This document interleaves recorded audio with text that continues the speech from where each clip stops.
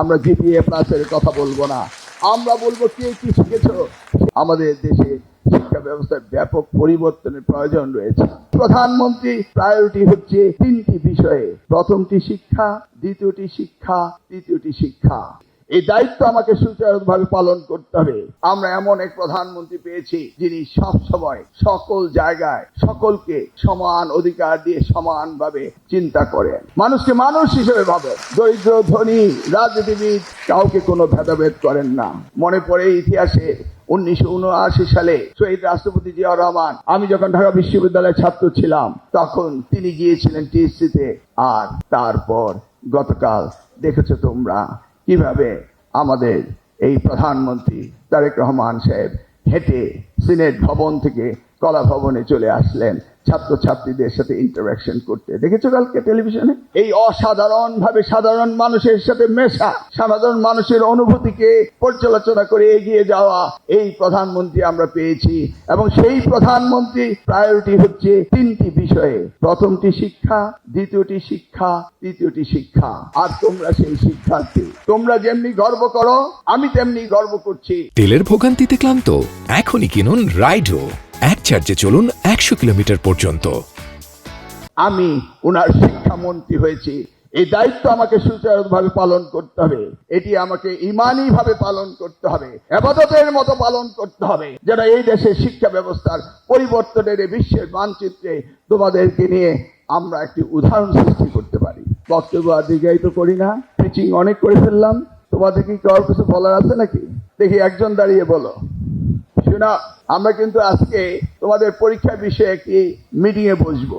আমরা আলোচনা করব কিভাবে তোমাদের এসএসসি এবং এইচএসসি পরীক্ষাগুলো সিলেবাস কভার করে সময় নষ্ট না করে আমরা যেন ঠিক পথে এগোতে পারি। অর্থাৎ তোমাদের জীবনে এসএসসি পাস করতে যেন 10 বছর স্কুলিং 10 বছরই থাকে, 12 বছর স্কুলিং 12 বছরই থাকে, কোনো সেশন জট যেন না হয়, তোমরা যেন পিছিয়ে না পারো। সেই জন্য আজকে আমরা বসবো, আলোচনা করে আমরা সিদ্ধান্ত নেব তোমাদের স্বার্থে যেটা করার সেটাই করব। তবে পরীক্ষা সুন্দরভাবে তোমাদের দিতে হবে। দেখেছো তো এখন পরীক্ষা সুন্দর হচ্ছে কি কারণে? সকলেই চায় সুন্দর পরীক্ষা। তোমরা কি চাও না? তোমরা যা চাইবে আমরা তা চাইবো। জোর করে কোনোদিন কাউকে কোনো কিছু করা যায় না। শিক্ষা হবে আনন্দের বিষয়, শিক্ষা হবে প্রজেক্টের মধ্য দিয়ে। দেখো না আজকে উন্নত বিশ্বে কি রয়েছে, আমরা এখনো সেই আমাদের সময়কার গতানুগতিক ভাবেই রয়েছি।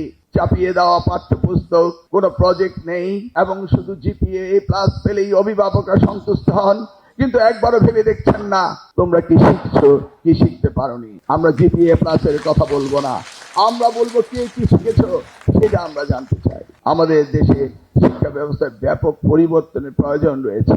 তোমরাই হলে আগামীর ভবিষ্যৎ, তোমাদের চিন্তা ভাবনা আমরা করছি। তোমাদের সকলকে ধন্যবাদ দিয়ে বিদায় নিচ্ছি।